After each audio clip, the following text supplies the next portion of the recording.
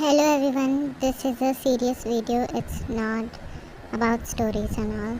It's about the Kolkata rape case on a working doctor, on duty doctor. देखो, मैं ये video बस इसीलिए बनाना चाहती हूँ क्योंकि बहुत सारे सवाल हैं और जिन दीदी के साथ ये सब हुआ बहुत नाइंसाफ़ी उनके साथ हो रही है, उनके केस को लाइमलाइट नहीं मिल रही है, तो प्लीज़ लास्ट तक ज़रूर वॉच।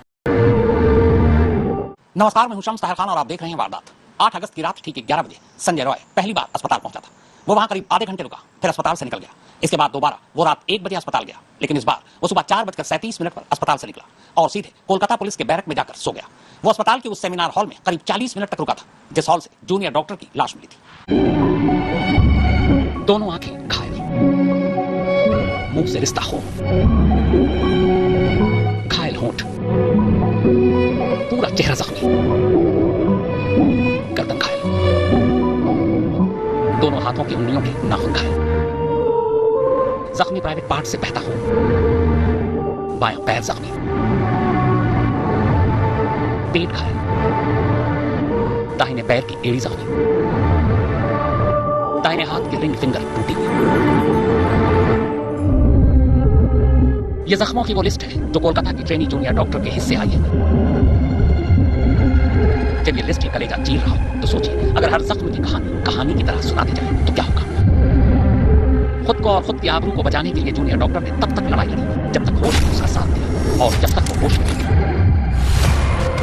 घायल होकर भी खुद को और खुद की आबरू को बचा लिया, लेकिन जख्मों की लिस्ट इतनी लंबी थी कि वो दर्द और होश दोनों से हार गई। आप सभी को निर्भया केस याद है? वैसा ही एक सिमिलर केस अब कोलकाता में भी हुआ। आरजीकर मेडिकल कॉलेज के सेमिनार हॉल में एक सेकेंड ईयर स्टूडेंट का ब्रूटली रेप किया गया और अगले दिन उसकी अधनंगी डेड बॉडी मिली। ऑटोप्सी में उसकी आंख, मुंह, वजाइना और पता नहीं कितने ऑर्गन्स में से खून निकल रहा था। सच बताऊं तो बहुत डर लगा ये सुन के कि इन हैवानों के बीच अगला नंबर मेरा भी हो सकता है। इसका अक्यूज बताया जा रहा है संजय रॉय को, जिसने 2019 में कोलकाता पुलिस को एज अ वॉलंटियर भी सर्व किया था। इन्वेस्टिगेशन में पता चला है कि उसके फोन में कई पोर्नोग्राफी वीडियोस थी। No wonder how porn supply to illiterates can lead to life destruction. और इस सब के बाद आरजीकर मेडिकल कॉलेज के प्रिंसिपल, जिन पे एविडेंस कवर अप करने का आरोप है, उन्होंने ये स्टेटमेंट दिया था कि ये उस लड़की की बेवकूफी है कि वो इतनी रात को अकेले सेमिनार हॉल में गई क्यों। बिल्कुल सही बात है, ये उस लड़की की ही बेवकूफी है कि उसने अपने कॉलेज को एक सेफ प्लेस कंसिडर किया। आप सभी को निर्भया केस याद है? वैसा ही एक सिमिलर केस अब कोलकाता में भी हुआ। आरजीकर मेडिकल कॉलेज के सेमिनार हॉल में संजय से पूछ, एक बेटी को इंसाफ नहीं मिलेगा। I hope you all are aware about the murder and rape case of a female resident doctor inside the hospital. बहुत सारी वीडियोस आपने देखी होंगी। मेरा हॉस्पिटल वहां से 3-4 घंटे की दूरी पे है। हम सेम सिचुएशन में, सेम कंडीशंस में काम करते हैं।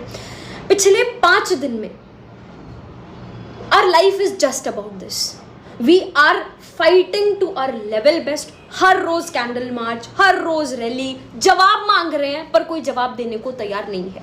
इतनी मिस इन्फॉर्मेशन, हर मीडिया बोल रहा है कि एक ही इंसान का काम था, ये था इंसान। बस केस को जैसे तैसे करके क्लोज किया जा रहा है। I will tell you the whole story and I have few questions. उन्होंने 11th-12th कंप्लीट करी, नीट यूजी दिया, 5.5 साल की MBBS करी, नीट पीजी क्लियर करा, ठीक है। रेजिडेंसी शुरू हुई, फर्स्ट ईयर खत्म हुआ, सेकेंड ईयर में वो थी। 36 आवर्स की ड्यूटी पे वो गई। एक बार तुम अपनी जगह पे उसको इमेजिन करके देखना। Your life was going fine, you are working so hard in your life. 36 घंटे की ड्यूटी पे गई। 11 बजे के आसपास उन्होंने अपनी मम्मा को कॉल करा कि मम्मा everything is fine, I'm fine, I'm going on round में हम पेशेंट को देखते हैं, आप सो जाओ। पेरेंट्स सो गए, सब कुछ ठीक चल रहा है, ठीक है। 2 बजे के आसपास आपने को जैसे तैसे करके टाइम मिला, आपने डिनर करा और फिर आपने सोचा एक बार सेमिनार रूम में जाके, वहां पे बेड लगे हुए थे तो वहां पे जाके थोड़ी देर रेस्ट कर लेते हैं, क्योंकि उस टाइम पे पेशेंट लोड बहुत कम हो जाता है और जूनियर्स, इंटर्न्स जैसे तैसे कोई ना कोई ऐसा होता है जो संभाल लेता है। वो वहां पे रेस्ट करने गई। वो 3 बजे रात में, हम जब सब लोग सो रहे थे, यार एक बार सोच के देखो, हम सब सो रहे थे, वो किस कंडीशन से गुजर रही होगी।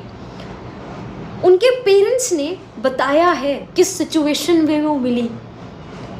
Both her legs were wide open at right angle, मतलब पूरा पेल्विक गर्डल तोड़ दिया गया है, ऐसे पैर मिले हैं वाइड ओपन, पूरी बॉडी पर इंजरीज हैं। उनके आंटी ने बोला कि जब देखा उनको चश्मे टूटे हुए हैं, आंखों में गड़े हुए हैं। पोस्टमार्टम रिपोर्ट में जितना सीमन मिला है, चाह के भी एक इंसान 2 से 3 बार भी इजैकुलेट करेगा तब भी इतना सीमन नहीं मिल सकता। It was a gang rape. सोच के देखो, पूरी बॉडी पर इंजरीज, मुंह पे, फेस, हर जगह पर। सुबह 7 बजे के आसपास पेरेंट्स को कॉल किया गया। मस्त सो रहे हैं, सब नॉर्मल जिंदगी चल रही है। पेरेंट्स को कॉल किया, पेरेंट्स को कॉल करके बोला आपकी बेटी बहुत ज़्यादा बीमार है, फटाफट से हॉस्पिटल आ जाओ। अब तुम लोग रहोगे तो तुम लोग भी पैनिक करोगे ना, तो हर parents panicked and they call back again and again again again. कोई कॉल नहीं उठा रहा है। थोड़ी देर बाद उठाया, उन्होंने बोला आपकी बेटी ने सुसाइड कर लिया। क्या हालत होगी यार तुम्हारी? आपका बच्चा, आपके बच्चे के बारे में ही आपको कोई ढंग से कुछ बता नहीं रहा है। वो लोग अपने 1-2 पड़ोसियों को लेके पहुंचे हॉस्पिटल। 3 घंटे तक खड़े रहे, किसी ने अंदर उनको उनकी बेटी देखने नहीं दी। आपका बच्चा, आपको कोई अपने बच्चे से मिलने नहीं दे रहा, अंदर सबूत मिटाने का काम चल रहा होगा। मतलब क्या रीजन क्या है कि 3 घंटे तक पेरेंट्स को मिलने नहीं दिया गया, अपनी बेटी को देखने नहीं दिया गया? पेरेंट्स को और किसी का उसके ऊपर हक कैसे बनता है? माँ बाप को नहीं देखने दे रहे। 3 घंटे तक उन्होंने वेट करा और जब पापा अंदर गए, शी वाज नेकेड। मतलब this is the worst ever thing एक बाप के लिए जो हो सकती है। पहले सुसाइड कहके, उनको साइकोटिक घोषित करके मामला बहुत अच्छे से क्लोज करने की कोशिश करी। जब उठ गया मामला, उसी दिन हमको पता चला, हमारे यहाँ पे उसी दिन प्रोटेस्ट स्टार्ट हो गया। मामला बढ़ा, अगले दिन 24 घंटे के अंदर अंदर एक इंसान को पकड़ा, पैसे वैसे दे देते हैं, पता नहीं किसको बचाने की कोशिश कर रहे हैं। मैं क्यों बोल रही हूँ वो इंसान नहीं हो सकता? नंबर 1 पोस्टमार्टम रिपोर्ट बोल रही है कि इतना ज्यादा सीमेन वजाइना के अंदर से मिला, तो इट इज डेफिनेटली नॉट एक इंसान का काम। ठीक है। दूसरी चीज, उनके ही पैथोलॉजिस्ट का सारी वीडियोस, जितनी भी चीजें मैं यहाँ पे बोल रही हूँ एकदम फैक्चुअल बेसिस पे बोल रही हूँ। मेरा हॉस्पिटल पास में है, हमारे पास जितनी पर्सनल वीडियोस, जितनी पर्सनल चीजें शेयर हो रही हैं, आई डोंट थिंक वो इंटरनेट पे भी अवेलेबल है, एंड हम लोगों में से भी कोई उन चीजों को डालेगा नहीं। हमने उनकी डेथ के बाद की फोटो देखी है, and that picture haunts like all this situation, everything, this is just so traumatising. 24 घंटे के अंदर अंदर उस इंसान का नाम ले दिया। तुम एक बार खुद सोचो, you are someone who is not inside, who doesn't know about the hospital much. ठीक है, आप पेशेंट को लेके आते हो, कई बार तुम 4 बजे के आसपास आए, you raped one doctor, you murdered that doctor, and 5-6 बजे के आसपास निकले, तुम्हारे गले में वो ब्लूटूथ होता है गाना सुनने वाले, वो तुम्हारे गले में था, वो वहीं पे गिरा रह गया। You did not bother to take that back, तुम घर जाके मस्त सो भी गए। मतलब कहानी पे इंसान विश्वास करे तो करे कैसे, पर कहानी बना दी। पुलिस का कहना है कि ये इंसान है, इस इंसान ने, इसका ब्लूटूथ वहाँ पे पड़ा रह गया था, तो हमको कैमरे में वो जाता हुआ नजर आया, हमको शक हुआ, हमने उसको बुलाया, ब्लूटूथ उसके फोन का ऑन कराया, ऑन करा के करके देखा तो उसके फोन से कनेक्ट हो गया, इसका मतलब उसने किया। और फिर उस इंसान ने मान भी लिया कि हाँ ये सब मैंने किया, मेरे को फांसी दे दो, ये भी बात भी मान गया। यार हो ही नहीं सकता यार। तो अगर ये सच था, 24 घंटे के अंदर अंदर ये सब हो गया था, तो अभी 4 दिन से पिछले कुछ आगे उसके ऊपर कोई उसके बयान क्यों नहीं आ रहे? उसने कैसे करा, क्यों करा, वो सब चीजें दो ना। बहुत मुझे लगता है पता नहीं इसके पीछे कौन है, someone who is very influential, जिसको बहुत अच्छे से बचाने की कोशिश की जा रही है। हमारे हॉस्पिटल में हमने पहले नॉन इमरजेंसी सर्विसेज ऑफ करी, ओपीडीज ऑफ करी, किसी को कोई फर्क नहीं पड़ा, किसी को भी फर्क नहीं पड़ा। जब इमरजेंसी सर्विसेज भी ऑफ करी, अभी हमारे प्रोफेसर्स, उन लोगों के हाथ बंधे हुए हैं, उनकी नौकरियां हैं, नौकरियां छिन जाएंगी, दे आर सपोर्टिंग अस बहुत, बट अभी इंटर्न्स का काम, ब्लड निकालने वाला छोटे मोटे काम हमारे प्रोफेसर्स को करना पड़ रहा है। दे आर डूइंग घंटों नाइट ड्यूटीज, डे ड्यूटीज, वो सब मैनेज कर रहे हैं। It feels so bad to see a patient. हमारे हॉस्पिटल में 100 किलोमीटर की रेंज में कोई भी और दूसरा गवर्नमेंट हॉस्पिटल नहीं है। बहुत गरीब लोग हैं जिनके पास कैब तक करने का पैसा नहीं है, वो हमारे पास आते हैं ट्रीटमेंट के लिए। It feels so bad to see them going back. मैं इस दिन के लिए डॉक्टर तो नहीं बनी थी, बट अभी हमें लगता है यार अगर अब हम वीक पड़ गए तो ऐसे तो ये चीजें होती रहेंगी, कभी बंद ही नहीं होगा। तुम्हारे साथ, तुम्हारे घर में बहन, माँ, बेटी, किसी के साथ हो जाए और उसके बाद जवाब भी नहीं मिल रहा है। पेरेंट्स और कुछ और दूसरे पार्टी के मेंबर्स हाईकोर्ट में भी सामने को लेके गए। हाईकोर्ट ने सबसे पहली बात पूछी कि वो जो कॉलेज के प्रिंसिपल हैं, उन प्रिंसिपल का बयान अभी तक क्यों नहीं लिया गया है? उनका अभी तक बयान नहीं लिया गया। उनको उन्होंने बोला मैं इस कॉलेज से रिजाइन कर रहा हूँ। जैसे उन्होंने कॉलेज से रिजाइन करा, अगले दिन साइड के कुछ किलोमीटर दूर के कॉलेज का प्रिंसिपल उनको बना दिया।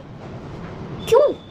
कोर्ट ने जवाब मांगा, उनके पास कोई जवाब नहीं है। पेरेंट्स से 3 घंटे तक क्यों नहीं बेटी को मिलने दिया, उनके पास कोई जवाब नहीं है। सीबीआई को सारी चीजें बोल रहे हैं, सौंप दी गई, कहां है सीबीआई, कहां है क्लैरिफिकेशन? मुझे एक बात समझ में नहीं आ रही, मतलब मेरे को ऐसा लगता है ना, मेरी लाइफ में भी बहुत सारी ऐसी चीजें होंगी जो मेरे माँ बाप तक नहीं जानते होंगे मेरे बारे में। मेरे क्लोजेस्ट से क्लोजेस्ट इंसान मेरे बारे में नहीं जानता होगा, लेकिन मेरा फोन मेरे बारे में सब कुछ जानता होगा, इस बात की गारंटी है। उनका फोन कहां है? जिन जूनियर्स के साथ उन्होंने रात को डिनर किया, उनके बयान कहां हैं? किसको छुपाने की कोशिश की जा रही है?